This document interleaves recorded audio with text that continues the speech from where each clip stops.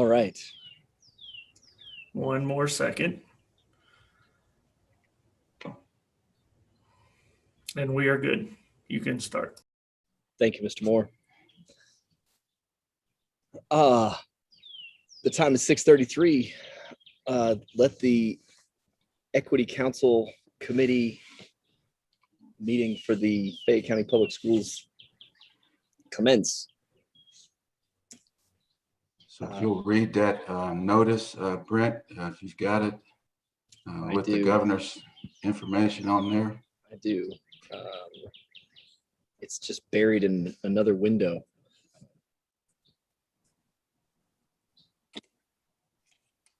Not. I apologize. I thought I had it pulled up.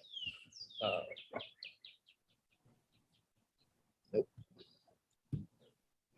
Mr. Thompson, is it in the? Is it? It's not on the agenda or the minutes from last month, correct? Daryl, you're on mute. We can't hear you. It was in the notice that I sent to you all initially. I can pull it up real quick. Just give me a minute. Sorry.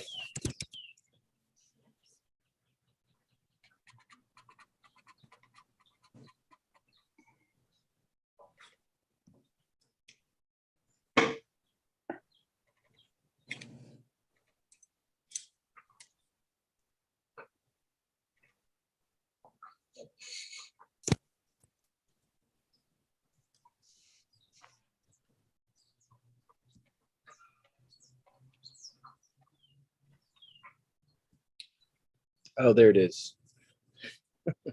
Got it. Notice of the special meeting of the Equity Council Committee.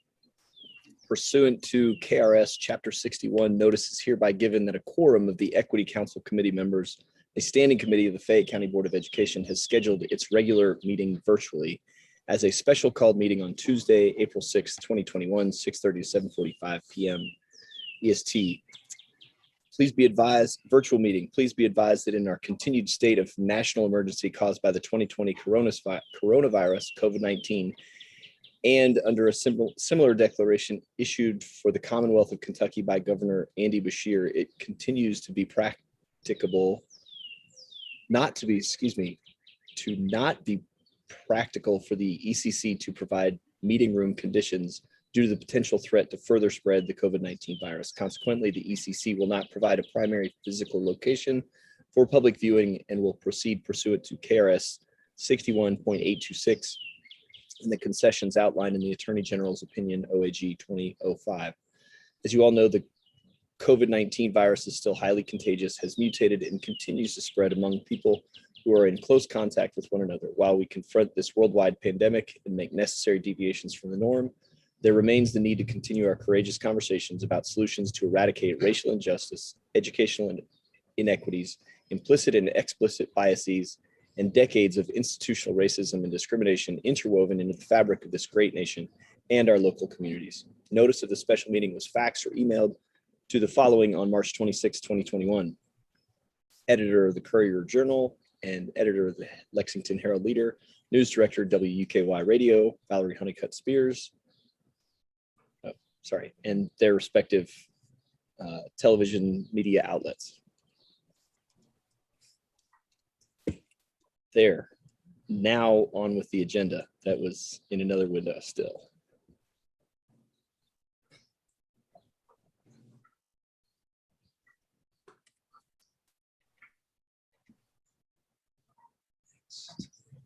We will begin with a moment of silence.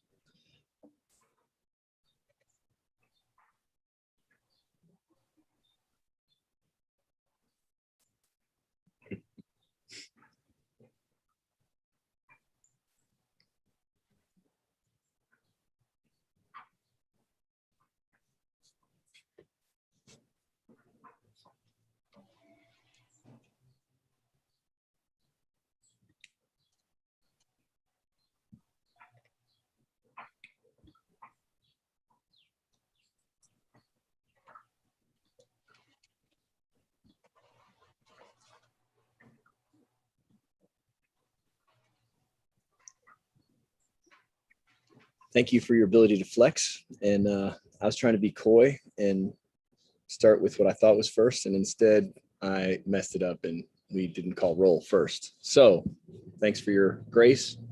And Mr. McLaughlin, would you please do the roll call? Hey, you got it. Yeah. Ariel Arthur, Present. Joseph Barry, Kamisha Boyd Powell, Present. Razik El-Amin, Present.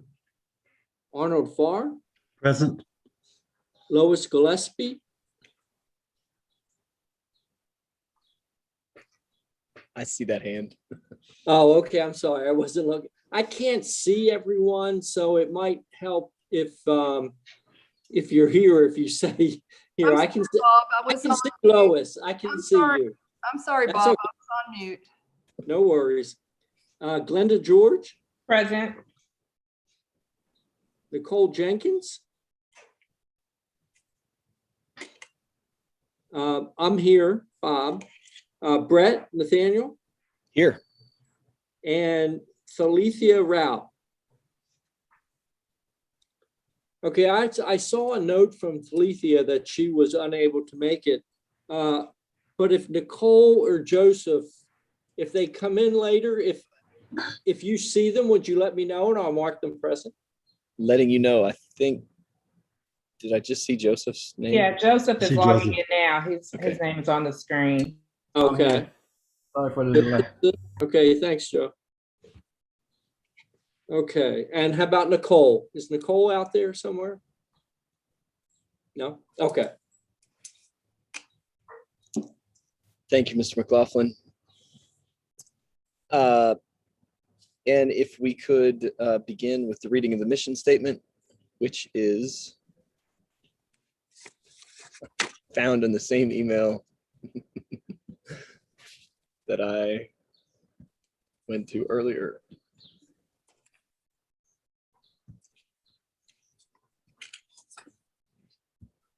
Since I'm going to ask each of you to read, does everybody have access to that? Mhm. I'm glad Great. to read the mission statement, Mr. Nathaniel. Oh, that'd be great. Thank you, Ms. Gillespie. The mission of the Equity Council is to monitor and analyze equity issues, advise the Fayette County Board of Education, and advocate for achievement for all students. Thank you. And because I was confusing the mission statement and the standards of practice agreement, that's what I was really, thank you, Ms. Gillespie. Now, does everybody have the standards of practice agreement pulled up? Or would you like me to share my screen?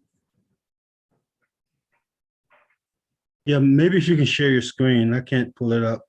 No worries. I am. Thank you. It's brutal. I don't know. I mean, you guys heard me. I read it. I found it, and then it was gone.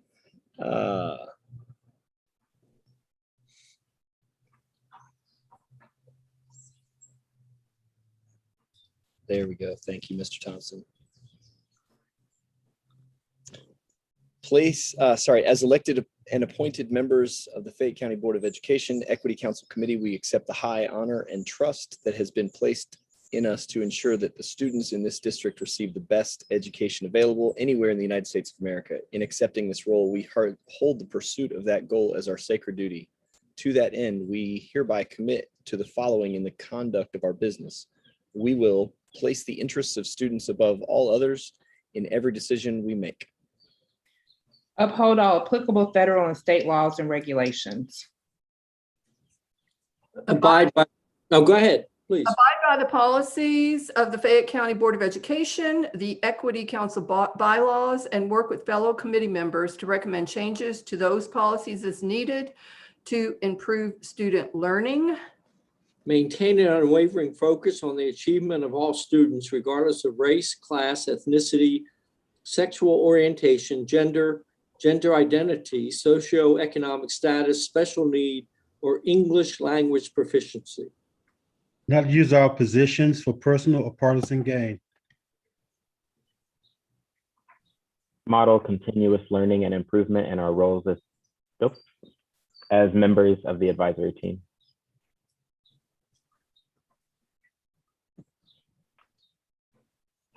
Support a strategic plan for the district that clearly defines success and accountability for the board, the staff, and our students.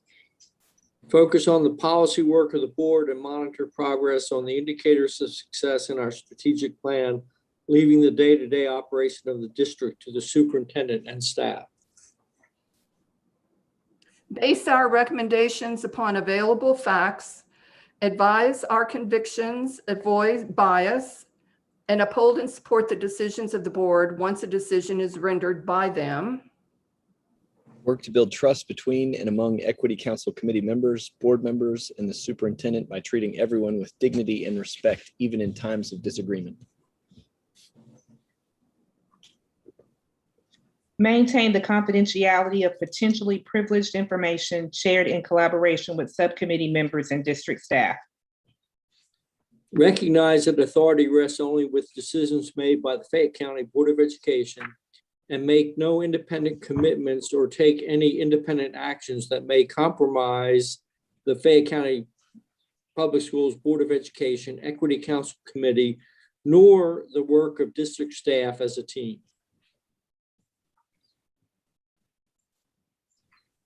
Refer constituent complaints and concerns to the Equity Council Chair through the Equity Council Liaison, and then to the superintendent. Respect Thank the you. leadership roles of the board chair, equity council committee chair, and superintendent. Thank you, team.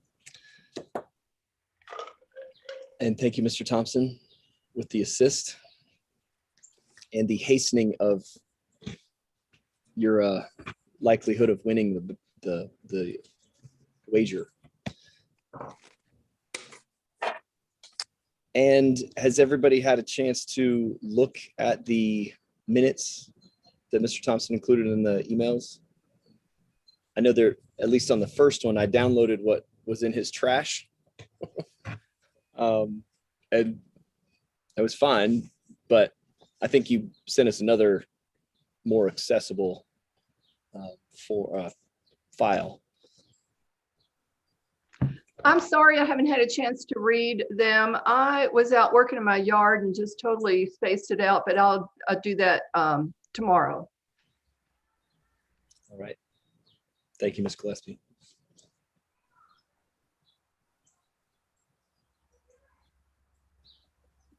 What I saw looked good.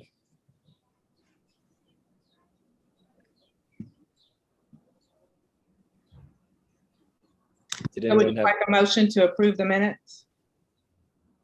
Second.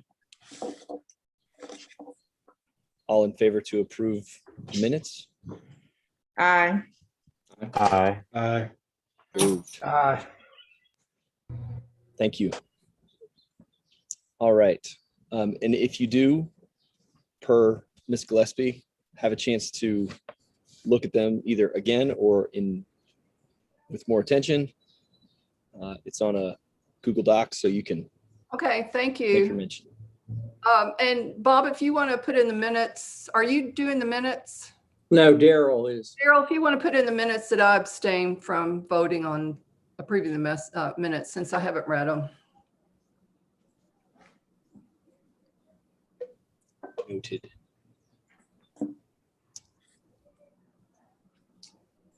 All right. My Equity Council Chair reflection and updates. Mr. Thompson, look at that. We're like way ahead of schedule. And I will attempt to keep it that way. This afternoon, the meeting that I was on with Ms. McAnally and Board Member Green and perhaps others was the Budget and the Finance and Budget Committee that is undergone a bit of, I guess the process is different because of COVID, and it seems that it's different just because of some changes to either state law or decisions that the board has made. Ms. Morris, you might know something about that too, but anyway, instead of meeting just twice, this body will meet 2 more times, one in August and one in December of this year. And in December of this year is when, because the Fayette County Public School fiscal year ends June 30th, they'll start working on 2023 budget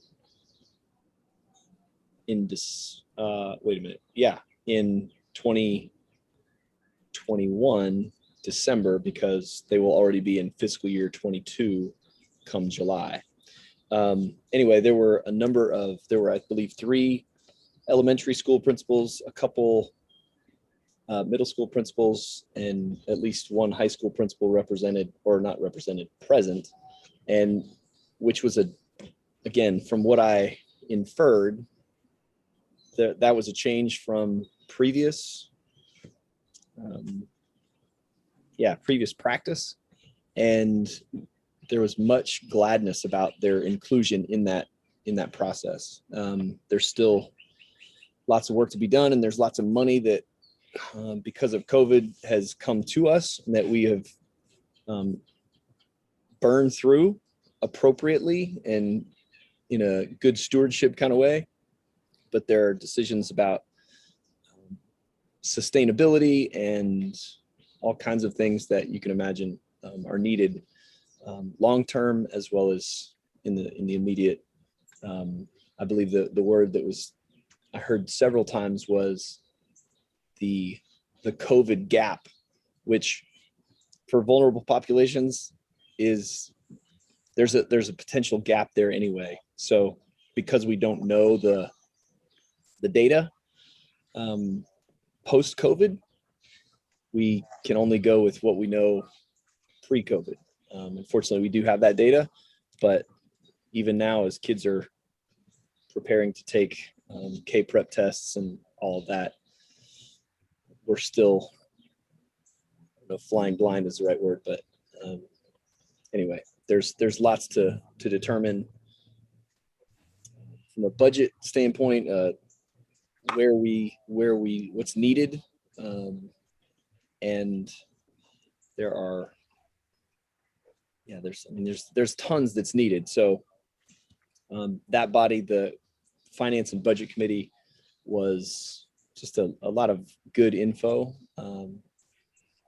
and perspective on the challenges that the district faces, as well as different stakeholders and community members face who are part of the Fayette County Public School population, student population rather. So that was the second of my 3 Fayette County Public School meetings today, or related meetings.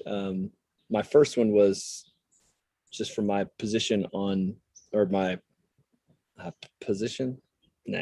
membership on the community partner leadership team,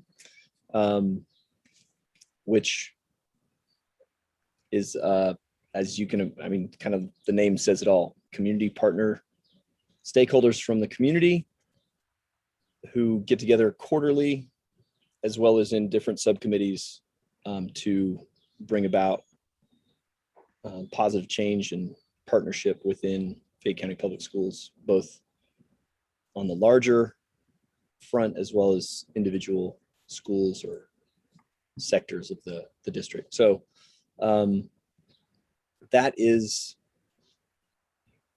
so I'm 3 for 3 today. I've made them all. But this being number 3, thank you. So my presence at the first meeting was of my own choosing.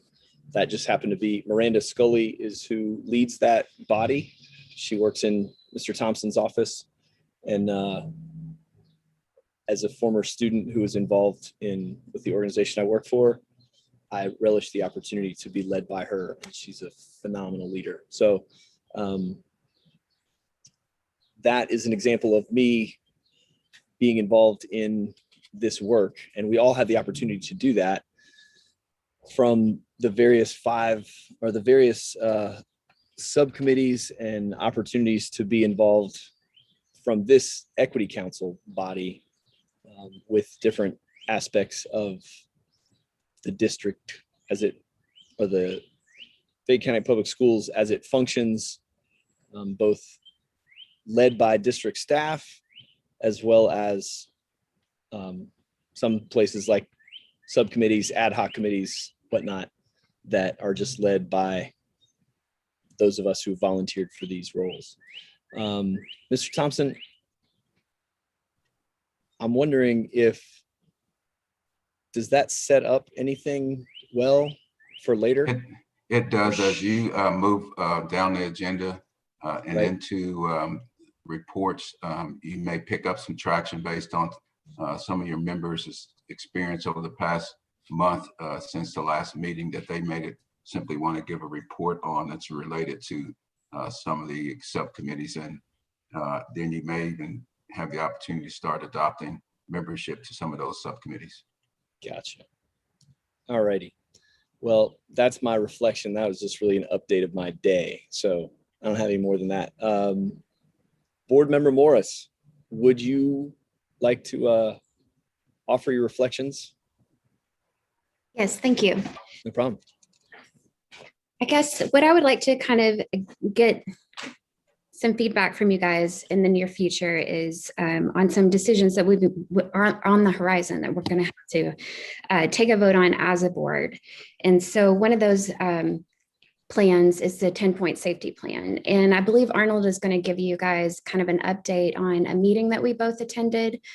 But you know, we had our safety tax, and that safety tax will continue from, you know, into the future. And what I believe was the plan, I wasn't on the board then, was that once we paid for our capital investments, that we would expand on our mental health. And I know that's been a priority to the district so far. And we have increased the numbers of counselors and mental health providers that we've had in the schools.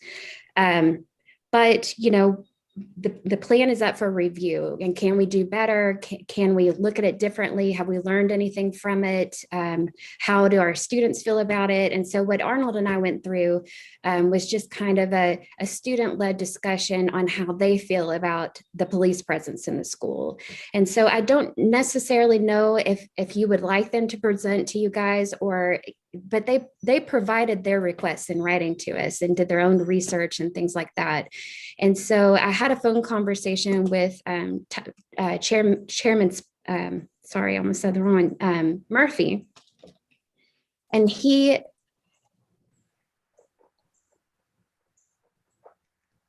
would be, the details of that would be released to us. And I think as a board, I can't speak for everyone, but for myself and per our discussion with Tyler Murphy, that we would like you guys to give feedback on that plan before we voted on it. So that's something that's important to me. And then another thing that just, you know, I think it's weighing on our community's conscience, and it's definitely weighing on mine, is the issue of representation on the board. And so that's part of the reason that I really wanted to attend these meetings, is to talk to you guys about how to address the issue of representation, having an all-white board and a minority district. And so I would like to, at some point, for you all to, and you know, it can be in one of these meetings or a subgroup, if people who feel passionate about it, to maybe, you know, come up with a plan, but just some suggestions I've ran by the NAACP president and our Showing Up for Racial Justice group and some faith leaders. And so from some feedback from them, I would be open to personally discussing having an ex officio board member that could be elected by the board to kind of help with that representation. It doesn't necessarily fix the problem, but having that person be able to participate, access the same information as us, be on record, and just be included as much as possible, although that person would not be able to vote just based on Kentucky law. So but that's just something that is really up for discussion. I would really like for this group to come up with their own suggestion on how we could maybe reorganize the committees, but how we could do a better job of getting more of a representative voice of the community. And again, it won't fix the fact that we're all white, but I would like a meaningful position, a meaningful position in that person is the same person the public knows who that they can reach out to. They're empowered to ask questions. They can participate with us side by side. And so that would be something that I would like for you all to at least have on the table. So, and then just some things that kind of came up, and I might need to talk to Bob more about this, but I think some updates need to be made on the Equity Council's webpage. Just for example, there's an option to email all the board members, and there should be a really easy option to email all of you guys too. And then Arnold Farr needs to be updated as the vice chair. And then one more thing I was going to mention, if any of you guys are interested in attending, I don't know that Build, it's a community organization. It's a faith leader, a faith group here in Lexington that right now is kind of championing restorative practices. That's what they're kind of lobbying the board, and they will be having their own meeting, which is usually kind of a big deal. But with COVID, it will be in person this year, but it'll be socially distanced and outside. And so if any of you guys would like to attend that, I'm going to be attending it, and I should have wrote down the date, but if you want to, just let me know in the comments and I'll look it up real quick. And that's all I got. Does anybody have any questions for me? Yeah, so you said you wanted feedback, Christy, but how do you want that feedback? Do you want it emailed to you, or, you mentioned that you also wanted some ideas about representation on the board. How do you want our ideas for that as well? Well, I'm hoping that Mr. Thompson can help walk us through what's been done in the past. I was newly elected to the board right before COVID hit, and I was on other committees, and I wasn't able to attend these committee meetings because other members had attended. So I'm hoping Mr. Thompson can help us sort of nail out a process. Do you have a subgroup that kind of pulls away, or do we hash this out in our regular equity meetings? How has it been done in the past, Mr. Thompson?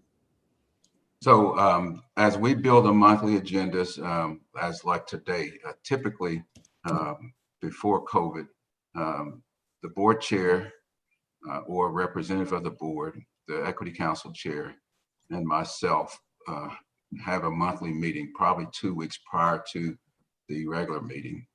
And we just really talk and discuss things that's taking place in the meantime, leading up to the next meeting. And that typically drove the development of the subsequent Equity Council agenda. So with that being said, you take moments like this to prepare an agenda, and even oftentimes create a subgroup. Doesn't have to be a necessary ad hoc committee, but a subgroup that could take this discussion, synthesize it, and come back to the next meeting with some evidence-based facts that really leads to discussion more than just here's what I think, here's what I like, here's what I want. Right.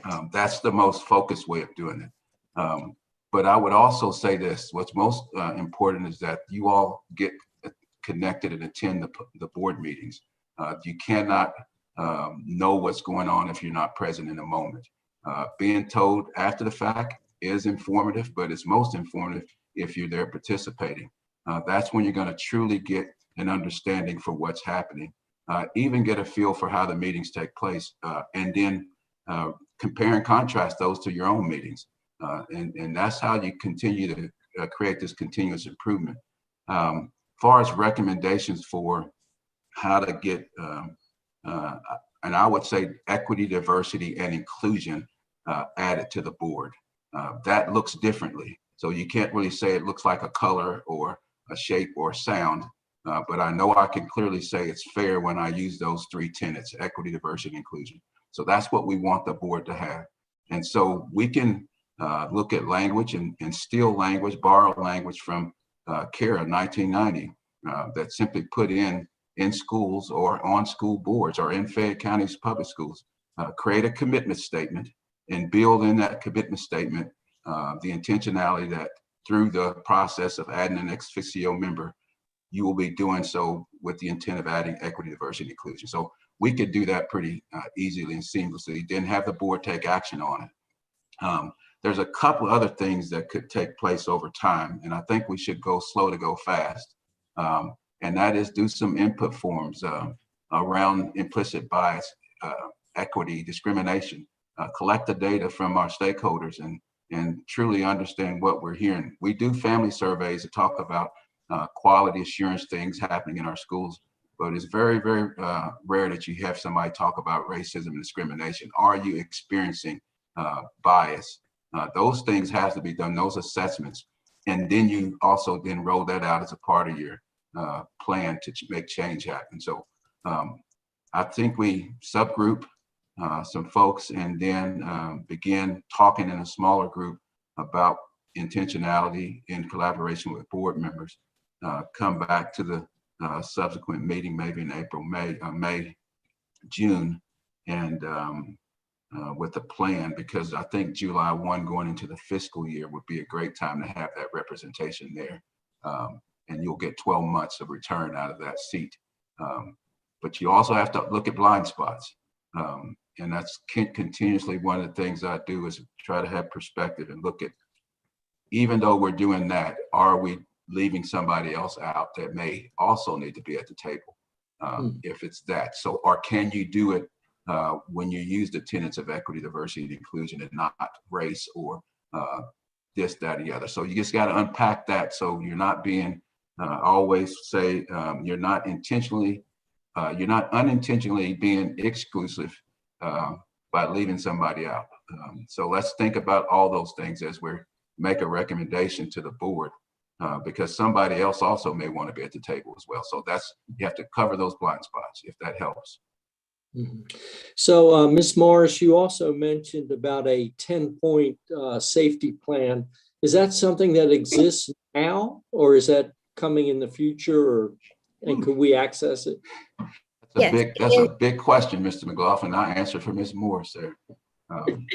It's on the website. Yeah, you can access it from the fcps.net. And I'm sorry, go ahead, Ms. Morris. It's up for review. So the board will have to, either vote to continue or make changes soon. I believe it was I thought it was this month, which was why I felt kind of pressed for time, but I really would like feedback from you guys before the board votes on it. So. Okay. So if I could jump in, I'll dovetail off of Mrs. Morris's statement. So I'm going to find the archived links to the board meetings. It's important you go watch those meetings. I'm going to send you the white paper that was written in response to the school violence that was taking place in our communities across America, and particularly in Fayette County. I'm also going to send you a copy of the 10-point plan, the comprehensive document that was developed. That was a large community-based group that spent a lot of time unpacking the events of that time, developing solutions and recommendations, and then putting in play the plan. The plan resulted in the community actually taking action to levy a 5-cent nickel tax that yielded about $13 million in earmarked funds to address building situations. So without me unpacking all this tonight, I'll get you that information so you can go watch the board meetings, kind of catch yourself up, read those documents, both the white paper and the comprehensive plan, but more importantly, understand what we've been able to accomplish as a result of the commitment from the community. That's the key to all of this, is that the community committed to create the resources. We actually led the country, I would say, with this 10-point approach, which ultimately led to Senate Bill 1 at the time that is now legislation and no longer Senate Bill 1, that requires districts to do some of the things we put in place as a result of that plan. So not to get us off our hour and 30-minute meeting, I'll send that information to you all. And real quick, I just want to throw out there that as a community member, of course, I wasn't on the board then, I found the committee to be really inclusive, and they did a really good job of reaching out to the community. So I do appreciate the work that went into it. And I know that I just want to say that I don't think it was a plan that I am making disparaging comments about, because I'm not. I'm just saying we can always do better. And if there are tweaks and solutions that maybe, our students see that we don't as grownups, and now that it's been into place, we just need to make sure that we're hearing them. Ms. Morris, does that mean your children know which person to go through at the metal detectors when they go into school, if they want to get something by them also, or not? The tweaks, relatively speaking. My kids are young and they don't go through Okay. a detector yet. So, but I mean, they have, they go through live fire drill or fire, what do you call it? The live Lockdown drills. lockdown drills. And, as a kindergarten. Active shooter drills. Yes, thank you. As a kindergartner, my son came home and he said, I think that the bad guy would know where to find us. And so I don't know. I didn't grow up with that. So I think it's important for the grownups, of course, to know what to do, but I don't know how effective it is to have those thoughts, in our kindergartner students. As a parent, I didn't like it, but that was, And we talked about, and I apologize for yielding some of your floor, Chair Nathaniel, listening to voices. We have over 6,000 employees, 43,000 students. So we've got to canvass that population. I clearly understand the squeaky wheel getting the oil, oftentimes, because I experienced it much of my life. But a lot of times voices aren't heard, and we need to hear those voices as well. So as we move towards plan, do, study, act in our continuous improvement framework, we've got to be mindful that we hear from multiple voices and many voices, and not just those that speak louder than those that don't typically step forward. So just a word to the wise, that even though you may have people come before you, there's often those that are not at the table that need to be heard as well. So we need to create mechanisms to get those voices and that information as a part of the data collection. Amen. Mr. Thompson and Ms. Morris, and I wish Ms. Rout were here. But actually, I should have started with an apology. The email that came, I think the date, I don't know, the same week as our last month's meeting. I saw it.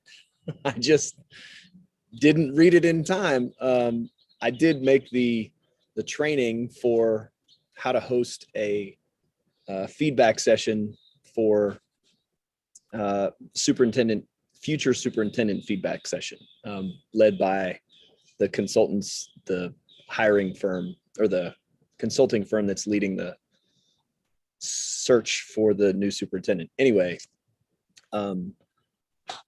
is that the kind of thing, Mr. Thompson, that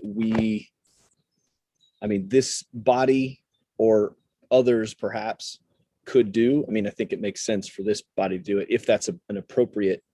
When you said typically talking about race, equity, and inclusion those aren't things. Obviously, some of those things are so painful. It might not be the best way to do it, but that just has me thinking, having hosted one and relative to the superintendent search, is that the kind of data that would that be a feasible means of collecting some of that data? Yes, and that in the data world, I guess in the validity space, you want to triangulate everything you do, use multiple points, and then look at the synergy, I guess, the cohesiveness of the data points, to make sure you're getting some validity out of it. And so Mhm. that's certainly the most, I guess, I won't hate to say the word valid again, but valid way of doing it is getting multiple points of information, not relying on single sources. So yes. Right. Great. And I've placed a couple of links in the chat if y'all want to pull those. That's going to take you to the 10-point safety plan investment. There's a ton of other things I can send you. I won't inundate you tonight, but I'll send that in a Google Drive, which will include some videos to the board meetings to kind of get you up to speed. The white paper is pretty interesting. It's almost like, Manny's gone, all right? And he's not here, but he left behind a ton of insightful stuff for a young man of his age to have created just in time. And it worked. That's the other part about it. It worked. And so that 10-point plan is phenomenal. So dig into that. It's going to give you some insight into his thinking, the work and collaboration of all those partners that poured their time and attention to this, really around doing the first thing that we have a Hippocratic oath to, and that is ensure the safety of our students before we start educating them. We have to ensure that when their parents send them to us, that our buildings and grounds are safe. So without belaboring that, I've given you a couple of points. I may drop another piece in there for you to grab along the rest of the meeting. Yeah. Thank you, Mr. Thompson. Before we move on, can I ask Board Member Morris a quick question? Sure. So I know we'll probably discuss this more in the subgroup that we create, but is the board open to having more than one non-voting member? I think we're open to talking about it, and I believe that's in our legal ability to do so. Okay, thank you. The actual statute that I was thinking of, the CARE statute, and then there's also the law about how you fill a vacancy has recently changed. Combining those two statutes to where we do have, we have so many lawyers in this group, which it would be really beneficial to kind of help us walk through the language. But there's the statute that Mr. Thompson brought up, and then there's the relatively new statute about how to fill a board vacancy. So kind of establishing a vacancy similar to the superintendent selection statute when there are no minorities, and hopefully we can do a better job at recruiting. There's a reason, that these positions tend to be more white. And if we can address the root cause of that, of course, that would be better. But in the meantime, we've got to get through 2 years with an all-white board, and I think that's too long to not have voices at our board meetings. And so I would say that I would definitely be open to that, but I can't speak for the rest of the board. But it is in our legal ability to do that. That's good to know. I guess for Mr. Nathaniel or Mr. Thompson, how do we move forward with creating that subgroup? Would someone need to make a motion tonight? Well, I would say the authority really lies in the board. The board needs to act on their end. That's going to drive this group's actions. Right now, it's just discussion taking place. The board has yet to even have a formal meeting to talk about adding membership or what type of membership. So I think it would be a bit premature to act now before they have their discussions. What I would want is perhaps the opportunity for you all to be present, to hear the conversation. Typically, the board, unless you're on the agenda, you don't have an opportunity to speak and engage the board unless you're doing it through public comment. But since you're a standing committee to the board, maybe within a month or so, we can have the board agree to have a couple members from this group represent that small group to talk about this issue, and as they build their proposal for adding that diversity, equity, diversity, and inclusion. Daryl, could the Equity Council create and draft a position statement or a proposal, suggestion, however you want to word it, to support the expansion of the board as including an ex officio type member from, to bring Yes. more diversity, or Yes. have a representative from the Equity Council actually be. And that's a yes. And thank you for jumping in, Kate, because that's the area I was actually thinking about going, but I was trying to hold my tongue. I didn't want to quite Sorry. drive the bus. Bring real. it. But anyway, that's a great suggestion. And I will let that seed start to germinate with the members for how they want to go about doing that. It's a lot of language out there. I mean, one of the things I learned from Manny is there are great people and great minds. All you need to do is take some of what somebody else has thought and make it better. You don't have to do a whole lot of research to try to figure out how to do this. There's a statute and there's an administrative regulation for adding ex officio members to most state boards. Let's take that language, craft it, make it a position statement. So there could be, Mr. El-Amin, a recommendation from you perhaps to talk about developing and drafting that position statement with a potential date of final presentation to the board. I would, based on me understanding the board agendas, and we plan those every month, I would tell you to look at least a month out, maybe to June, to try to get on that board agenda, because it's already set for probably almost up to May as you're making that statement or proposal. I'd just like to jump in here as well. Not to put you on the spot, Dr. Farr, but I remember at our last meeting, you had several recommendations for addressing this, and I see reflected on the agenda on this issue as well. I agree with Mr. El-Amin about forming a subgroup, and I'm in favor of proposing that motion to move forward with a more formal structure for exploring options in time for something to be presented to the school board in June. So I just wanted to acknowledge Dr. Farr's bringing that up, and also note that I'm in favor of Mr. El-Amin's suggestion for forming a subgroup as well.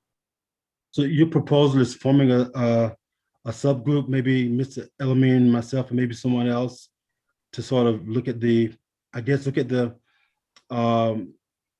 language, the bylaws from the board itself, and come up with the language for a recommendation.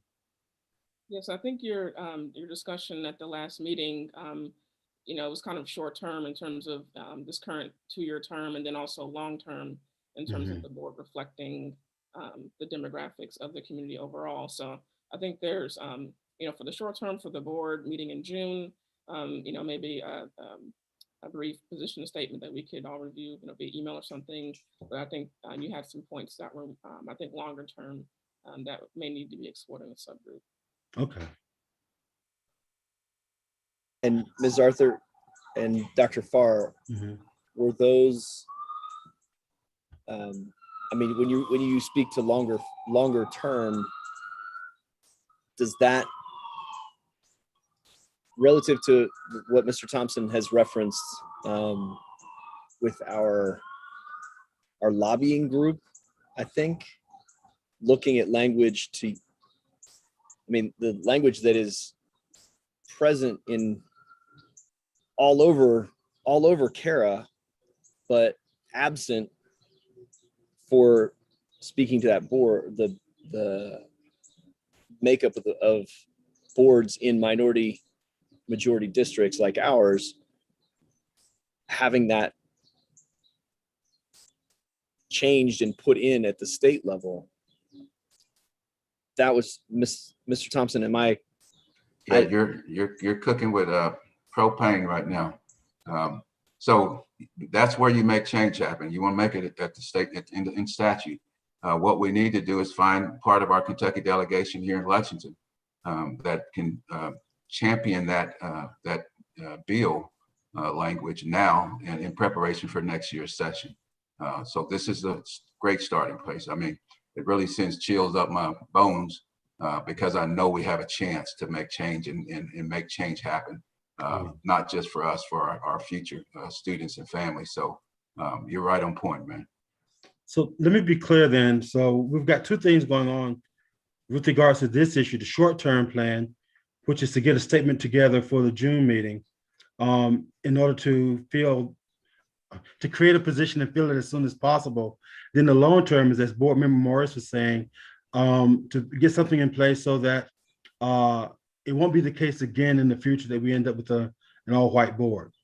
Exactly. And we have a subcommittee to work on that. Okay, so that's good. That's good. And one thing I want to, Board Member Morris mentioned this, is the whole legal issue too, and the fact that we have lawyers in this group that can, in case there's a challenge anywhere down the road, someone to be able to look at the language of all of these documents and help us with legal language if that need be.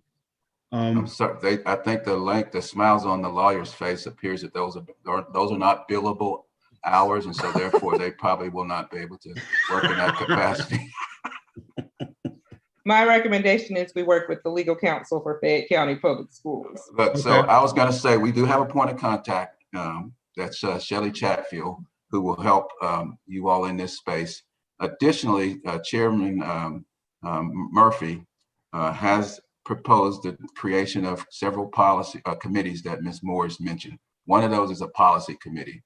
I think Tracy Bruno, who's our middle school chief, is going to be also a point of contact with that committee. So you'll find that in your minutes, the list of all of those committees are listed in your March 2nd minutes that you just discussed. So you can go to that document that I shared with you earlier when you look at the policies. But Ms. Chatfield will be your point of contact. So again, spot on. Go slow to go fast, but there's a sense of urgency even if you're going slow. So that doesn't mean you're taking your time. So just want to make that point. So is it, and again, Ms. Morris, maybe you would know, or Daryl, is there a legal question about whether you can have an ex officio member sit in on board meetings? It's not. The board every month as it stands invites a classified member, a student, and is there another one? But I know those two are added to the board every month at the planning meeting and at the public facing meeting. They sit at the dais and they listen to the actions and decisions, and if given an opportunity, can provide feedback, but they're just not voting members. So it's not an issue of illegality. It's just an action that the board would take to expand its representation without voting rights. The opening the voting rights, we are restricted by statute, and that is my understanding. But that is correct.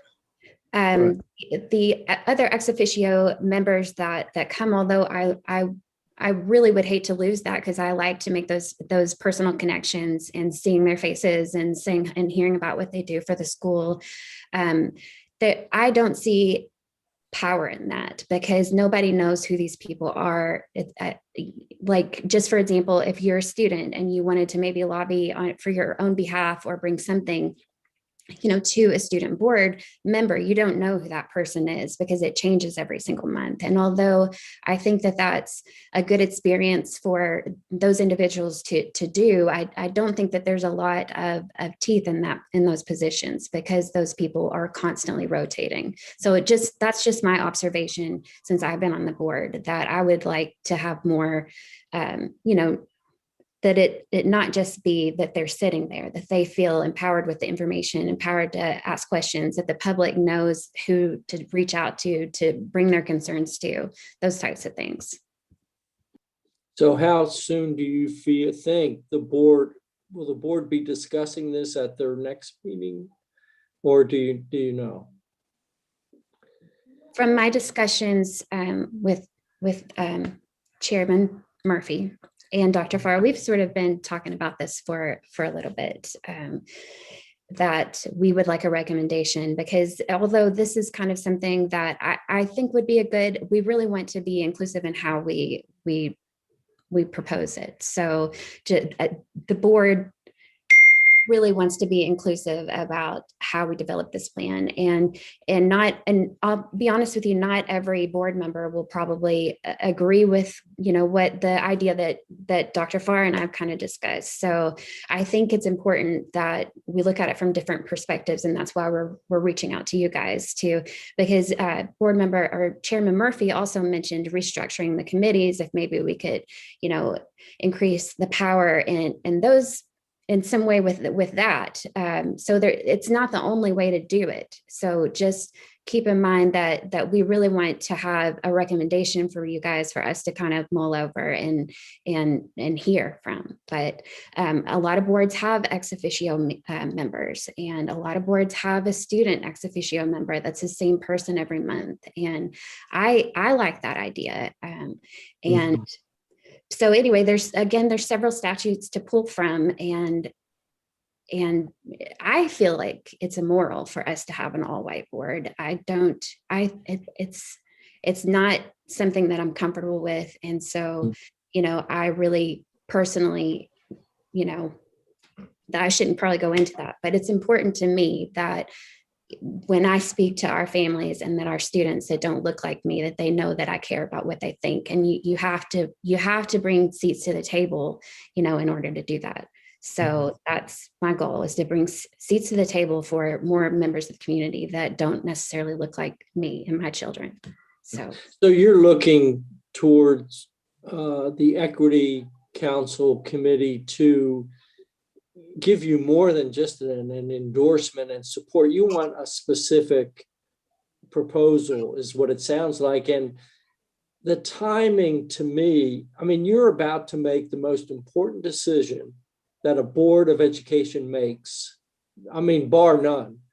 And to not have a Black member on that, I just think it's absolutely crucial. The timing is critical. It is so important. So, and we're moving, right? The selection process is moving fast, right? So.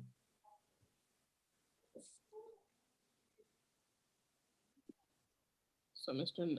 Nathaniel, is it appropriate for me to make a motion to form a subgroup regarding? Absolutely. All right. Sorry for my delay. No, you're fine. I move that the Fayette County Public Schools Equity Council Committee form a subgroup to explore diverse representation on the Fayette County Public School Board, and also with the purpose of providing a recommendation to the school board, both short-term and long-term goals for representation. Is there a second? All right, all in favor of Ms. Arthur's motion? Show of hands. there need to be a second. Or not. Did someone second that? I thought. There were two, I think. Oh, I just missed it. Mr. Elman, did you second? I think I spoke and someone else spoke at the same time. Yeah, I don't think the school board member can actually second, considering She she's not didn't. officially She part of wasn't. the- She wasn't. Okay. She was indicating that there needed to be one. I heard someone. I'll just jot Mr. Farr down as the second. Yeah. You want to ask for any further discussion, Mr. Nathaniel, before you vote, and then we'll move forward. Thank you, Mr. Thompson. I was assuming that the discussion was sufficient, but far be it for me to assume. And I hadn't really thought about that. So yeah, any desire for further discussion before we vote? Not seeing any hands or hearing any voices. I'll take that as a sign for a vote. Show of hands. Everybody in favor of Ms. Arthur's motion? Yes. Great. Any opposed? Show of hands or audible voices? Not seeing any or hearing anyone. Motion carries. Ms. Morris, thanks for your input to that discussion, for dropping immoral just as an opinion. and even for, I have a lot of opinions, so that gets me in trouble sometimes. But that's why you ran for public office. Come on. So Mr. Nathaniel, if you'll go ahead and get some volunteers and commit to that subgroup, I think we can cut Absolutely. across the field. That's great. I believe Mr. Farr, Dr. Farr and Mr. Elamine, I know we're two. Are there others who would like to, and not saying that you gentlemen have to by any means, but I know you availed yourselves. Yes, I'm interested. Great. Are there others? Ms. Powell? Great. I thought we heard a retiring attorney say something earlier. I'm already on a committee. I was just messing with you. I nominate Talithia. There you go. That's always the best way to do it. When someone's not around, they can't say no, right? Yeah. That's Amen. right. But if she can't do it, I don't mind doing it. But I am on the committee that's revising the bylaws about voting, and we're still meeting. That's great. Thank you, Ms. George, for availing yourself to yet another committee, and for providing this route. We're again blessed with all of the skills present on this body. I would just want her to run that by Ms. Rout because she's also on the superintendent search committee. So I was also going to Okay. mention that. Yeah, definitely. She's a busy person as well. One more question, Mr. Nathaniel. Yeah, go ahead, Ms. Arthur. For Board Member Morris, as our subgroup meets, would you mind if we reached out to you for more clarity or to kind of talk through some of the ideas that we have, especially prior to the June board meeting? Not at all. And you can have up to 2 board members. And I believe, I mean, I don't want to speak for Ms. Byers, but I believe she would probably, be willing to participate too, since she usually, comes to our meetings. And I know that I haven't talked to her, so we'd have to run it by her. But yeah, you're always welcome to reach out to me anytime at all. I have my phone number and email everywhere. So, but I also wouldn't mind a meet in person at this point, socially distance or via Zoom, whatever works best for you guys. Thank you. Thank you, Ms. Morris. Superintendent's report, the buzz from the helm. I don't know if you guys clicked on that. It's a wealth of information and info from acting superintendent Dr. Helm or Superintendent Helm. Mr. Thompson, do you have anything relative to the superintendent's report or in addition to? I don't. I put it in there and gave you all the most recent one. I think dated March 19th, perhaps. But it gives you an update on our core COVID team and the decisions being made around the science, as well as the plans for returning to in-person. It gives you some insight into where we are as a percentage of our student population. So plug into that. I think it's the most efficient use of our time to view those every time. If you're a parent, you get them as a result of having a child enrolled. But as a board member, a committee member, I certainly try to get you connected through that platform. Thank you for that. Discussion items, and I feel like we've already been here, but by no means do I want to skip over it just because we were already there. And I dropped right before Mr. Thompson put it was actually not response, but just as a addendum, I don't know, a note to Ms. Morris's comments on the 10-point safety plan, or Mr. McLaughlin, you asked the question, I think, of Ms. Morris just on the finance and budget committee meeting that I was part of today. There was 10 million was the, I don't know, whatever the slide was, it was for 10 million, Ms. McAnally, perhaps you remember. And this is money that it's allocated, it's going to be spent, and it's money that we have, again, because of the 10-point, the tax and all of that stuff. But I thought it was noteworthy that counselors took a bigger share of that 10 million. Mental health practitioners and support for that took more than the security aspect, not the security, but the policing of the campuses, Fayette County Public School campuses was, I just thought it was I'm glad for that too, but relative, Dr. Farr, to your counselors over cops spot on the agenda, that was tied into that. So yeah, take it away, please. Yeah, okay. So we've talked about that a bit already. And all I would like to add to the conversation is that the students who are involved in this Counselors Over Cop movement have worked pretty hard. And they have put together a body of research, some data, and also they have some requests. And they would like to actually meet with us to talk about their requests.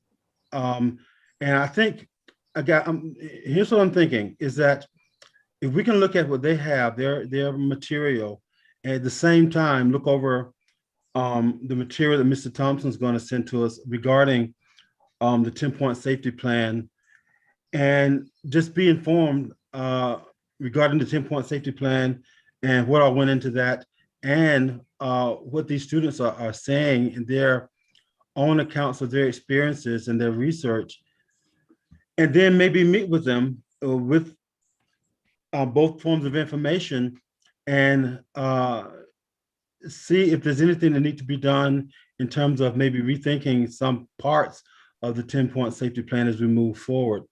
And in fairness to them, I think they should have a voice at the table and be heard and engaged. So that, and this is a request coming directly from them. So I just wanted to sort of check your pulse regarding having a meeting with these students, looking at the material that they have and meeting with them at some point. Maybe, I guess, at the rate that things are moving, hopefully the next meeting, if that's at all possible.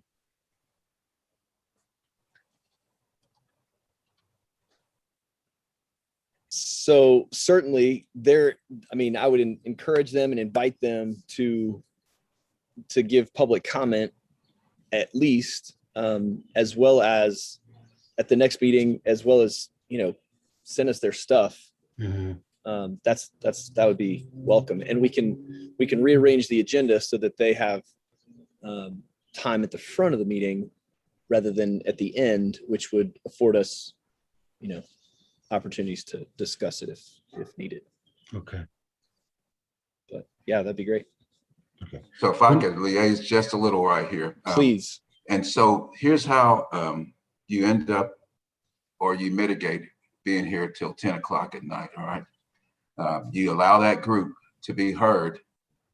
You document the material, and you do just what you just did tonight, create a small group that can then take that information and follow back up with that group offline. Nice. Because to engage at the moment in a public meeting will not get you through that meeting. And so I would advise is if you're going to invite them to speak, what the law says about public participation in public meetings is that the public is entitled to hear and see the actions and decisions of the governing body, but not speak. And so what you're doing is giving them a privilege of speaking so that you can have their voices heard. Then take that information back and reconvene and have a smaller group personally. So you can have another meeting, but not as a complete council, so that you can actively engage them in a better way and more intimate way, I would say. Okay. I would just like to echo that I've seen their plan and they did put a lot of time and effort into it. And, since they are the ones experiencing, what it's like to be in our schools, I think they had some valid points and some things that we could improve on. So I appreciate you guys hearing them out. Look forward to hearing from them next meeting. And as you guys know, for anybody who wants to offer public comment, it's at the last 2 pages or last page, actually, page and a half, whatever that is. Last page of the agenda is this form for which they can use and send it back to us. And we're working through some logistics of getting that fine tuned. The board just did the first public comment at its last meeting, had a couple, because it did get a little risky to open that platform up and not be able to have any guardrails for what is said. And so in the interest of you all, as well as our 40-some thousand students and staff, we've got to make sure we've got logistics in place. So we'll do some things ahead because this platform is not the same as someone being in front of you for 3 to 5 minutes speaking. And so we'll make sure that whatever you decide, that we make it appropriate for them and efficient for you to hear their voices. This might be a side issue, but it's not really. So if the form, Mr. Nathaniel, that you mentioned, how available is that to the public? How public is that form? I only see it at the end of the agenda. It's on the website. On the website, very good. Yeah, Okay. Yeah, it's on the website. And when we're in public, it is provided at the door or at the table. Nice. Where they can, I mean, I don't know if that's on the agenda, but at some point, I trust we will be there. So they could pull it down from the website as well as in person. They get one at the beginning of the meeting to fill out and give to us prior to the meeting. That's how we know who's signed up for that day. So question about how we proceed now with regards to this group. So do we need to form the subcommittee tonight to work with them or after or during our meeting with them? I believe, I mean, per Mr. Thompson's words, after we hear from them. Okay. Is that correct, Mr. Thompson?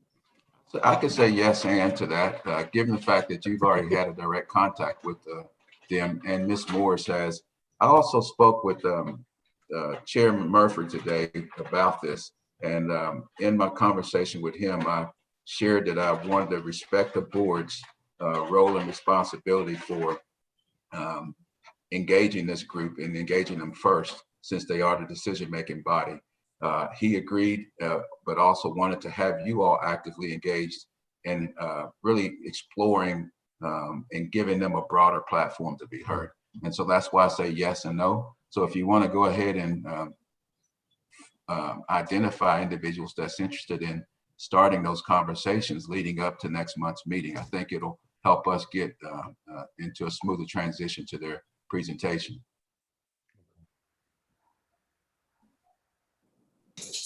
Great. Did you have a report or something, or the report that they drafted, is that available publicly on their website or in a way that we can all access that as well? My dogs are going crazy. So I have something to add, but if they start barking really loud, I'm going to mute again. I have a copy of that document, but I'm going to encourage the students to reach out to you all directly to provide it. And the other thing I'd like to say is that, you know, the board, we don't have authority over personnel issues. So the one way that we have influence over this is through this particular 10-point safety plan policy. And so that's why it's important to look at them together. If changes are going to need to be made, this is the policy that the board would be able to have that in their authority to make any changes. So I think it's important to kind of keep those two, the 10-point safety plan and the student groups requests and ideas, they're one and the same to me. So I just wanted to clarify that. That's good. Good deal. Thank you, Ms. Morris.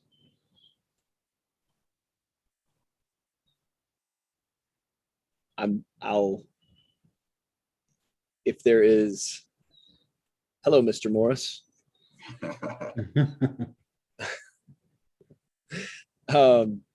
And the dog wrangler, I assume also, maybe even the doorbell answerer. If there is, if someone would like to propose making that group, but again, because of Ms. Morris and Dr. Farr's engagement with them, And I mean, at the beginning of my comments, I said, yeah, have them send us their stuff, public comment. I'm wide open. I don't, if there is unction to create that smaller group to look at it, please avail yourselves. Okay. Hey, Brent. Yes, right. Ms. McAnally. Real Oh, fast. sorry. Sorry. If our students do come before you as a council, my suggestion is that you have a point of contact so that the students hear, you're listening to them, but they're also see that you're hearing them and you have a person from your council who's their point of contact. And that way then your council can move forward where they have a point of contact and you form your group, you know, at that time is my suggestion. I just know teenagers really like to know, okay, he's going to call me back. That's who I get to contact. That's who's my contact for this council. So just a suggestion. Money.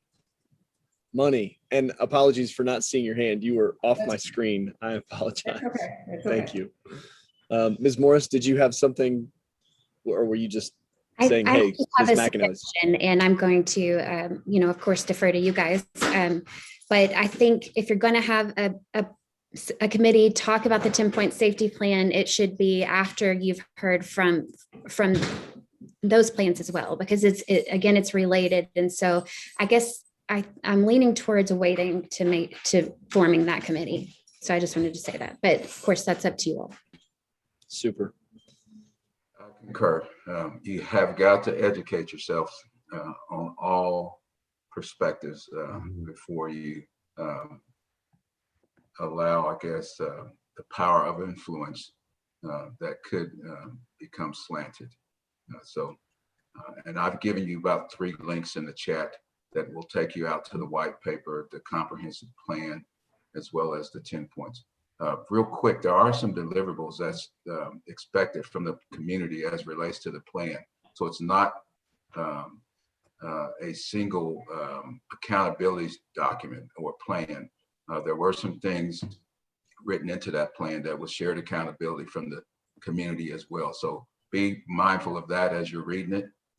So we can, again, in one of our core value statements is that it takes entire community to ensure the success of our public schools. So we didn't do this alone. That's why it's important that we're very, very comprehensive in our analysis as we plan, do, check, and adjust what we need to change in the potential plan for the future. And I'll close with that. Thank you. Thank you, Mr. Thompson. And again, thank you, Dr. Farr, Ms. Morris, and Ms. McAnally. Good perspective all the way around. Moving to the next Roman numeral 2, letter J. Ms. McAnally, I've heard about when Mr. Thompson and I spoke earlier. I knew that you were on the docket today, and I don't know if that wager was maybe with you, but apologies for any part I played in your loss, or perhaps maybe you owe me as part of your wager if you won. But I take that I'm the winner though, because I'm with you tonight, and so I see it as that, honestly. Brett, thank you. We do have Dr. Brooke Stinson with us today, Equity Council members. She is the Associate Director of Assessment Literacy, and she's going to share with you some information. I think Daryl's going to kick it off. We do have, I think tonight we're only sharing with you members, I think about 8 or 9 slides. So we're keeping it compact for you. And so Daryl, I believe you're up first.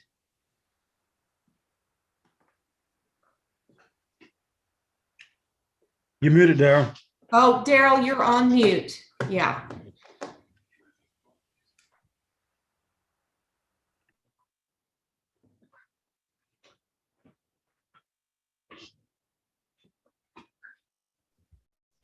All right, so here we go. Let me think about what I was saying and then I can repeat it again. No, It's a joke. So this is a follow-up and continuation from last month's meeting where we start talking about data defining who we are. And if you were to go in any organization, even into your own wallets and purses and look at your checkbook statements, most of us, based on what those statements tell us, that really defines where our values are, where we spend our money. That's the same with our student data and outcomes. The data defines what our students look like. But I wanted to lead in today to talk about a portrait of a graduate. That is our promise to our students. That portrait was developed back in 2016 during one of our first Family University meetings at BCTC. And the members of that attendance, those parents, actually formed our portrait of a graduate from our breakout sessions. And so we're leading this conversation today to really talk about what it is, what is our commitment and what is our promise, and that is to create this portrait of a graduate. And that is for every student that matriculates our system. This is what the outcome of them should be. So I'm going to share the screen real quick, hopefully, to get us to a place that clearly identifies what that portrait is. Let me see if this is going to work.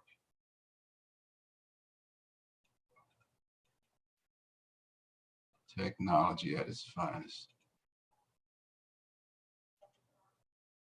Tell me if you all can see that. Is that a yes? That's a yes. All right, I couldn't hear anybody. Since my screen's not up, you all may have given me the thumbs up.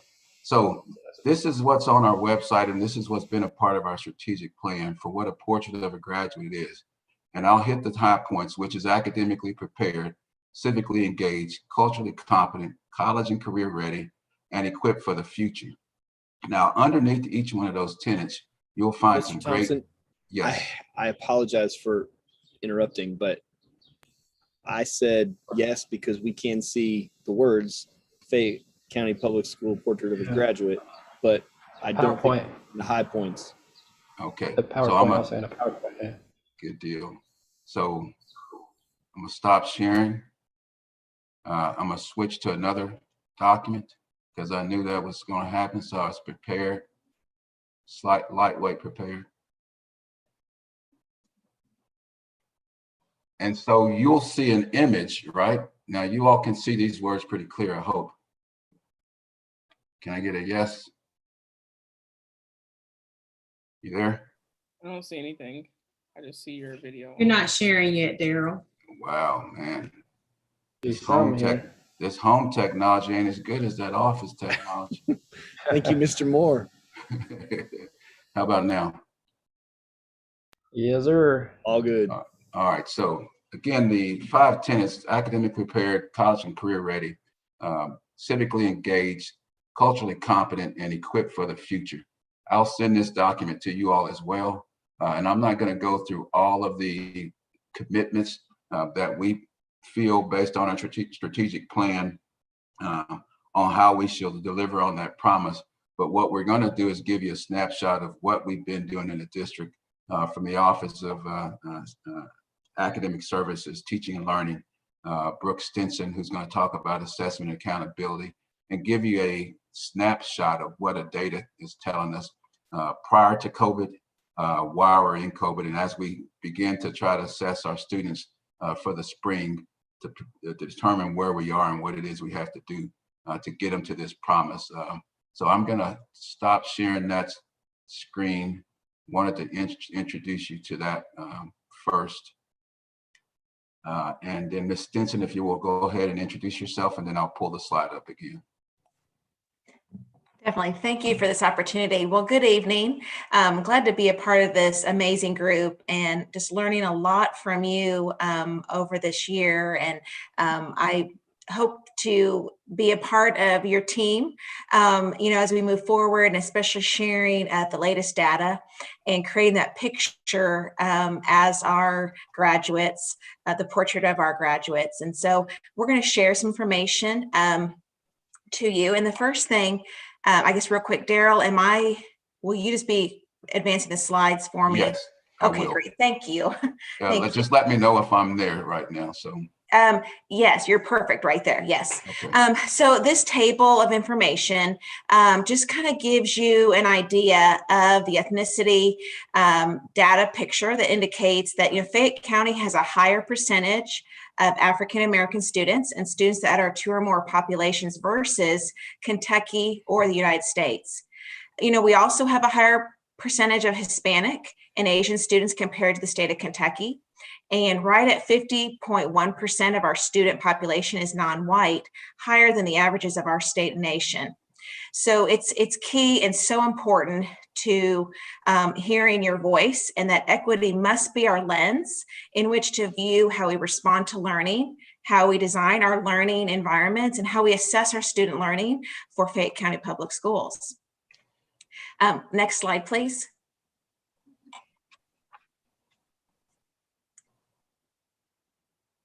And one more, please. And so I wanted to have an opportunity tonight to share with you some of the assessments. All assessments come out of the assessment literacy department here in our district. And I wanted to share with you a couple things on some district required assessments. So our universal screener that is given to K-8 students, it's called MAP, or Measure of Academic Progress. And then we also provide this assessment limited in a scope of sequence to some of our high school students and even our special academic programs. And then Galileo is new for us this year, and it is a benchmark on our standards, and it really defines where our students are at. It's given 3 times a year, and it also provides learning pathways depending on where they started in the fall. And then the middle end of the year benchmark really refines that pathway and can also show that student growth. Next slide, please. So this is a table, and it's a lot of numbers on this table, but this is a table that kind of shows you the growth of fall 19 to winter 2020, pre-COVID, and then a table that really shows our growth of our students in the middle of the pandemic. Now, like I shared with you just a few minutes ago, MAP is our universal screener. We administer this assessment 3 times a year in grades K-8. MAP growth is a computer adaptive test. So if a student answers a question correctly, the next question becomes more challenging. If they answer incorrectly, the next one might be easier. This type of assessment challenges, our top performers without overwhelming students whose skills might be below grade level. And so I really wanted to show you what these different scores look like. And what these numbers are showing you, it's called a RIT scale, or a Roush unit. And this RIT scale is a curriculum scale that uses individual items based on an estimate of their student achievement. So as you can see with these scores, pre-COVID and then even currently, our students have shown growth.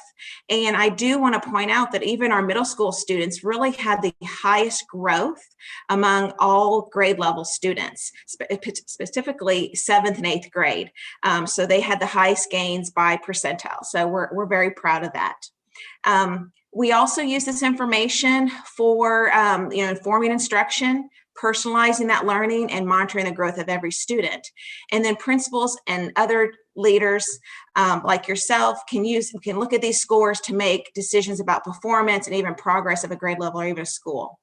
We also use this MAP data to identify students that are within our MTSS, or multi-tiered system of support. And every school has a lead that really develops individual plans with a group of stakeholders based on students' needs. Next slide, please. So as we go into our state required assessment, which we are in a testing season right now, it seems like, we've had some flexibilities from our State Department sharing on when some of these windows might occur throughout the year. In a normal year, these state required assessments begin really in August, beginning with our Brigance kindergarten screener all the way to the end of the year with KPRIP, which is our summative assessment. However, in this current state that we are currently in, it seems like we are testing right now quite a bit. Not all students at the same time, but as you can see, the windows are pretty close together. So our first assessment we administer, it's for K-12 and it's for our English language learners, and it's their proficiency exam. So it's called Access or Alternate Access. Then we go right into ACT, which is our 11th grade. And it is a state required assessment that all juniors in high school take the ACT, which is occurring over the next 2 weeks. And then we also have the district provides funding to support all of our sophomores or 10th graders to take the ACT as well. Alternate K-Prep is administered in grades 3 through 8, 10 and 11, and then Brigance Kindergarten Screener. It's usually the first 2 or 3 weeks of school, but currently our schools are wrapping up Brigance Screener for this year because it was an assessment we couldn't give remotely or virtually, and so we really needed our students back in person to administer that assessment. And then our early graduates or even our seniors would take the CTE end of program assessment. All graduates take the civics exam. That is a requirement.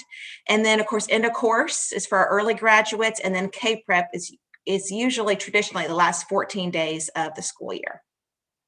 Next slide, please.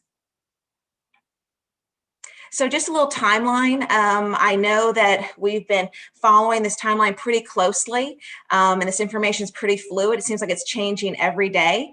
But back in the fall, our former education secretary announced to states that they would not be participate in any type of waiver of state accountability. Last spring, everything was waived and suspended due to COVID. And so the former Secretary of Education said, please move forward, plan on taking an assessment, there'll be no waivers. Fast forward a couple months to January 18th, and with the new administration, they began to look at the English language proficiency exam. And so they provided a flexibility of that window. And usually it's around January and February where we administer this exam. And now it's currently, we're right in the middle of this particular assessment. And then February 1st, there was an addendum to our state plan by KDE. And some of these addendums included identification of some schools that are scoring in the low 5 to 10 percentile within the state. And then just a couple of weeks after that, KDE provided some guidance documents to provide for our schools to really help administer with some of those flexibilities on state testing. Next slide, please. I would like to share with you the school report card. And if we click right on that graphic, it should take us right to the school report card.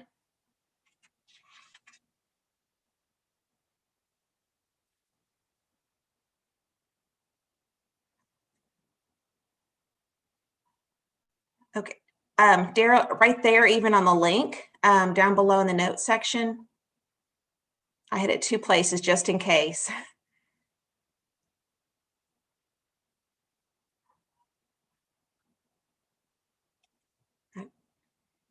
Is it not open on the, No, sir, it is not. I see it on my side, but I don't see it, you don't see it on yours. Let's see what I gotta do here. May have to stop sharing and go back. And while Daryl is doing that, just to kind of share with you about the school report card. It is something for public reporting. We don't want to get that confused with a school report card, but this is like what your child might bring home, several times a year. But this is actually our school and district report card.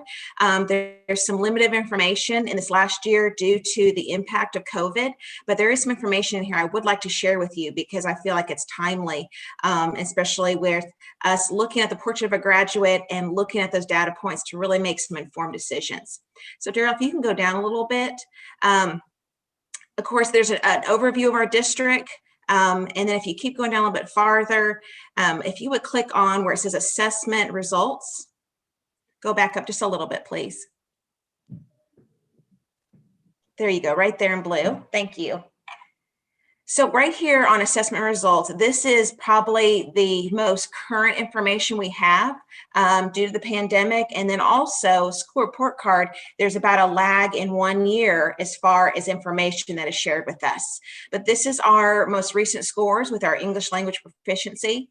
If you scroll a little bit farther down, there are even interim goals that schools can use to see trend lines.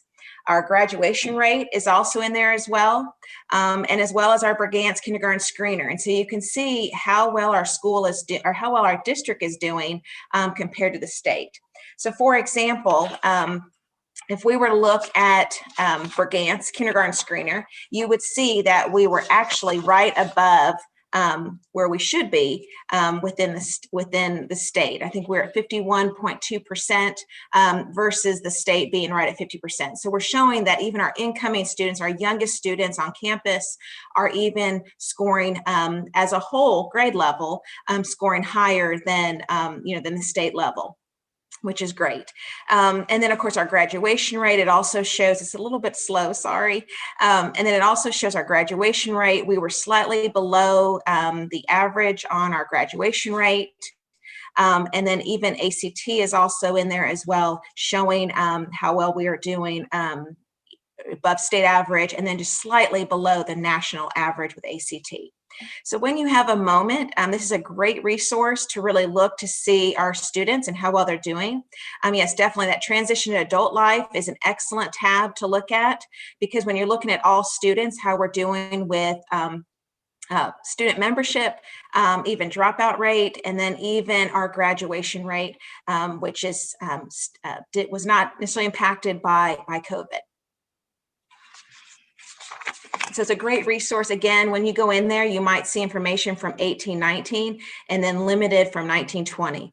We do anticipate having a public reporting this fall, which everything will be updated. We're just not sure at this point what the State Department is going to share with us as a public reporting on how well our district's doing with these state required assessments. So I just wanted to share some overview of information on how we're doing with our universal screeners, which was MAP, how we're doing with standards in Galileo, and then even some upcoming state required assessments.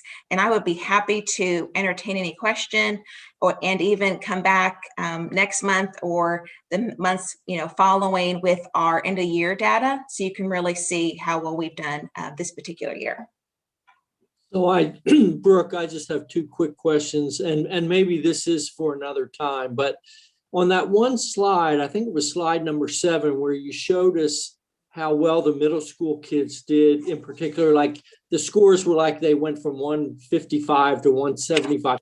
Is there a particular number that indicates where you want to be? Like, do you know what I'm saying? Like, yeah. Okay, thank you. And that's a wonderful question. This MAP is a national norm test. Even though it's adapted to our students and how well they are adjusting to the difficulty of the questions, they are nationally normed, and they just got normed in this past year in 2020. So, our middle school really did well, showing that growth from fall 20 to winter 2021. So we're very proud of them, especially 7th and 8th grade really showed some huge jumps and growth overall. But I'd be happy to break down that data, and then even our end of the year data that we'll have right in the middle of actually taking MAP end of the year. I'd be happy to provide a comparison fall to spring or whatever type of data you'd like to see, even broken down into demographic groups as well. We can do national percentiles if your group wants to see that, which that may help. We can also show you schools with high growth, high achievement, high growth, low achievement, low growth, high achievement, and low growth, low achievement. They do break them out into quadrants if your council is interested in that data as well. So if I could add just a little. After the spring testing is over and we have those reports from the company. Mm-hmm. So if I could add just a little to that. So from my office's perspective, that's what we do. We look at the data, we disaggregate the data. We didn't say, let's break that data down by ethnicity, gender, race, socioeconomic status, areas of high concentrated poverty, to see if the through line for student success using the same or similar instructional strategies and practices is having the impact on all kids. And if it's not, how can we infuse culturally responsive teaching and learning strategies that may help drive change in those schools? We look at dropout prevention. We look at early warning indicators around suspensions and incidence rates in collaboration with the Office of Student Support Services. We look at professional development opportunities. What are our teachers learning? Are they learning the necessary teaching and strategies to address the needs of students in their building, not just across the district, because students are different from building to building because they come from different households. And so that's where our work in partnership in tandem really makes the work of catalyzing equity a true intentional approach. And again, going back to Superintendent Cox's blueprint for success, driving those strategic plans that we had in place around strategies and activities has helped us get there. So we have a written performance management approach for service delivery into schools, using, again, a systems approach for driving change.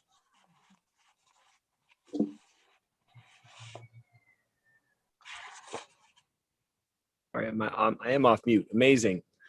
Yeah, I noticed. I noticed people, those of you whom I saw, like moving forward as this data was showed, not just because it was tiny, but because this is why we're here, per Mr. Thompson's statement.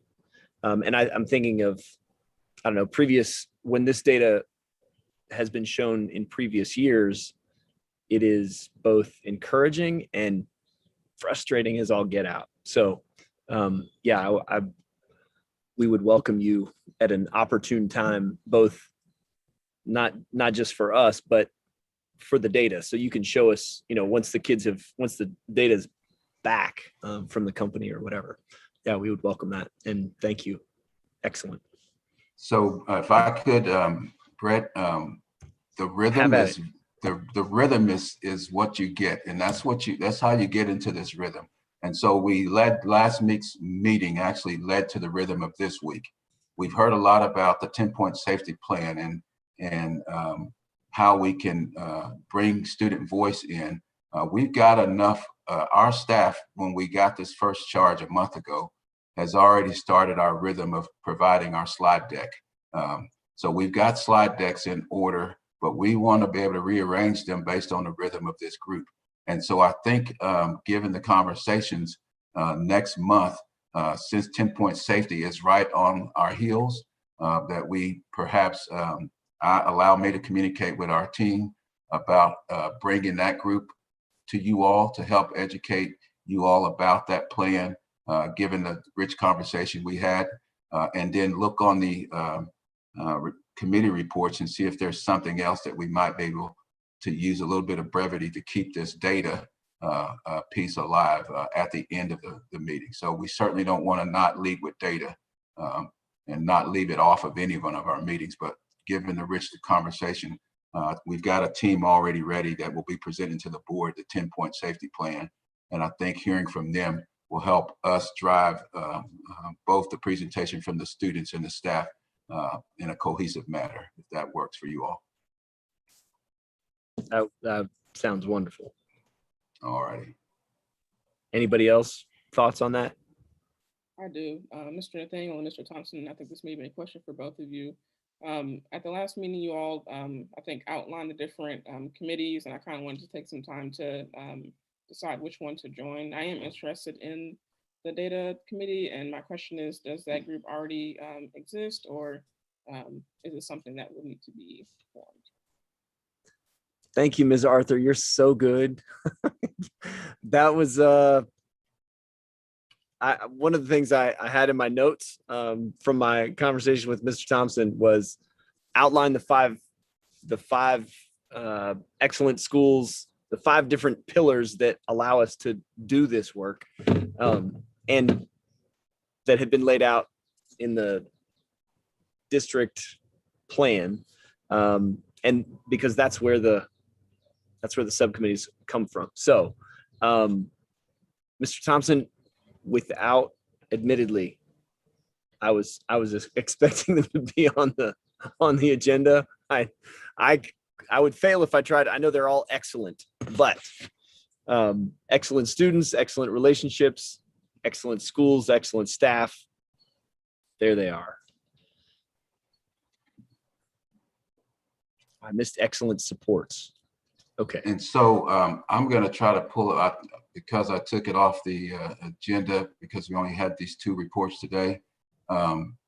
You'll see on the old agenda the points of contact for each. Let me see if I can find it. Points of contact for each one of those tenants. And that's going to make your question, Ms. Arthur, more poignant because it gets to the points of contact like Ms. Stinson has provided us today. So let me stop sharing and come back again and pull that up for you real quick. Tell me if you can see that. Yes. All right. And so those are currently the subcommittees. And as you all have dutifully done, created ad hocs when needed, little small work groups along the way. But these are fairly the standard committees, and they align with this district strategic plan. So underneath excellent student opportunities, you may have EL, ESL, and gifted and talented, with the point of contact being Lori Boeing or someone else. Special education, Amanda Dennis. Suspensions and dropout prevention, Doug Adams and Dee Dee Massey. Under excellent staff, minority recruitment and retention, Jennifer Dyer, our HR director, and Rose Santiago, who works out of our office. Equity, around associate director for minority recruitment and retention. Excellent relationships, student, family, community engagement, Mindy Mills, as well as Miranda Scully and previously Vita Stewart. Katina Brown, also with the culture responsive teaching learning, and Erica Beatty.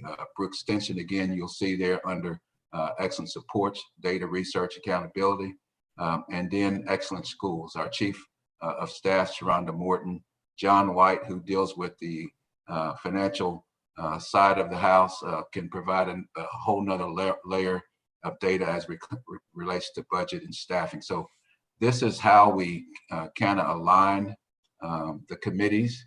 Again, it's your prerogative to develop and look at the committee policy and shape it the way you want it to be. But using these 5 tenets is really what our goal is, to keep us aligned with the work of the district, so you're not going off into these rabbit holes around trying to research something that's not tied to the strategic plan.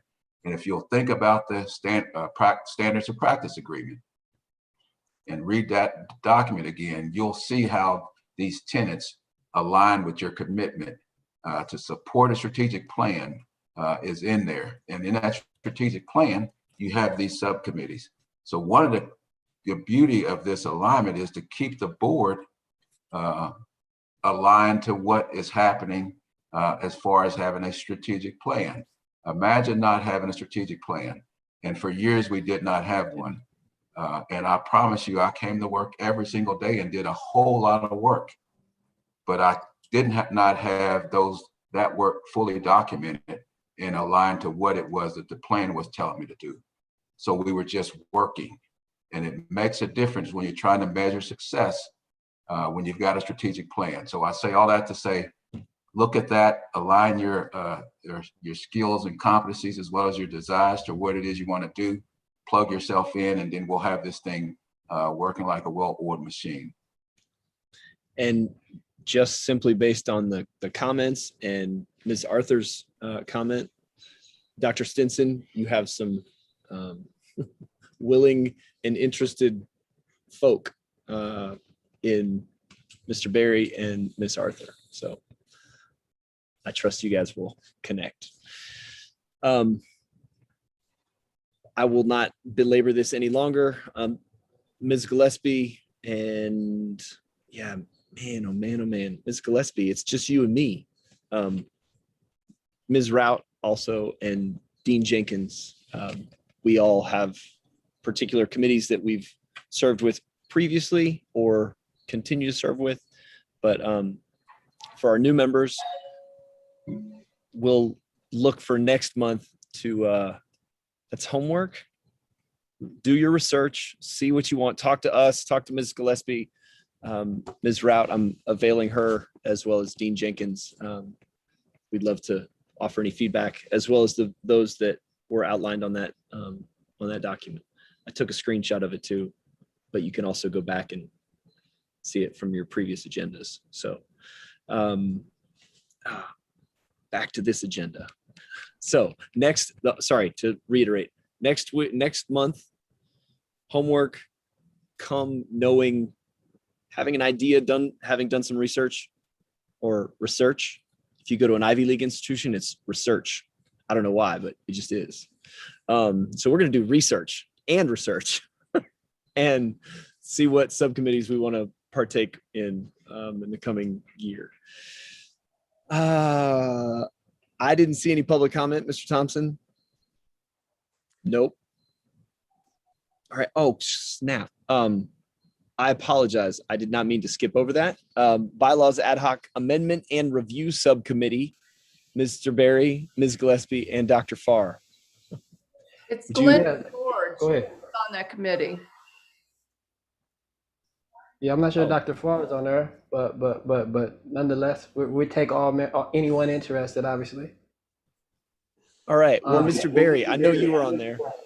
Yeah. So anyway, we found some things that we want to bring to the board, if you will.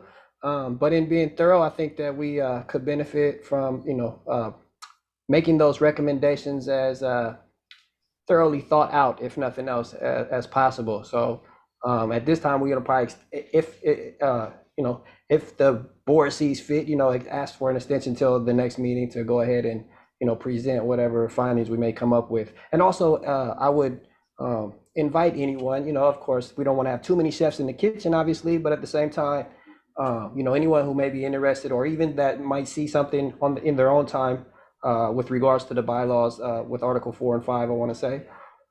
Feel free, please, to reach out to me or send me an email or, text any way that you feel appropriate to reach out to me. I would invite that. Thank you, Mr. Berry. Appreciate that. And we'll look forward to hearing that next month. Brett, I'd like to officially make sure that it's Glenda George's name that's on that committee and not Dr. Farr's. Or yours. Yes. Or is it? Are you on it? You are on it as well. Yes, it's me. Apologies. Mr. Berry is chair, and then Ms. George is working as well. I'll make sure I update it on the minutes on this draft agenda. I'll correct those notations. Yeah. Thank you, Mr. Thompson.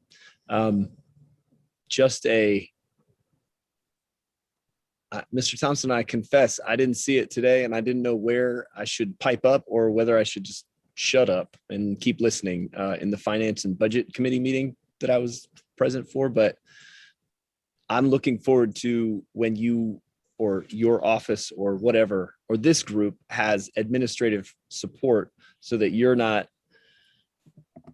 listening to the video over and over and over of this meeting, especially since it's now 8:25, to come up and type in the minutes for this meeting for next month. So thanks for your efforts. And yeah, I'm sure it was just a copy and a paste, and it seemed right when you dropped them on there. So thank you again. Some of it was spring break itis. I probably was having still thoughts and granular of being on spring break. So who knows? We'll get it corrected though. I appreciate that very much. Are there any other, since I went out of order, I didn't hear any public comments. Mr. Thompson didn't make me aware of any. Anything needs to be said before we adjourn? There's a lot said, so hopefully not. Well, I'll say this for you all. You all are working wonderful. I promise you. I've been doing this for a long time. And it's the synergy that you can feel happening, the focus that you see evolving.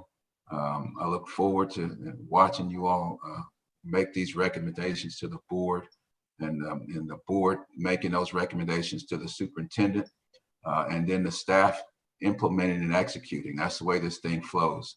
And that's why you've committed yourself to do it. So I appreciate your time and attention. I'll ask for your apologies if I misstep here or there, overstate, charge it to my mind and not to my heart, because this work is near and dear to me. It's a lot. I tell people all the time, I feel like I'm always on defense instead of offense, because I'm trying to help change the foundation of something that was put in play hundreds and hundreds of years ago. And it's a hard, slow fix, but we do get success out of this work. So I appreciate what you do. Thanks, Mr. Thompson. It's a pleasure serving with all of you. Can I entertain a motion to adjourn? I move we adjourn this meeting. Second? Anyone? I'll second that motion. Thank you, Mr. Berry. All in favor? Aye. Aye. Good night. Sleep tight. Thank you very much. Good night, everybody. Sorry about the lost wager. Thank you, Ms. Morris, for being here.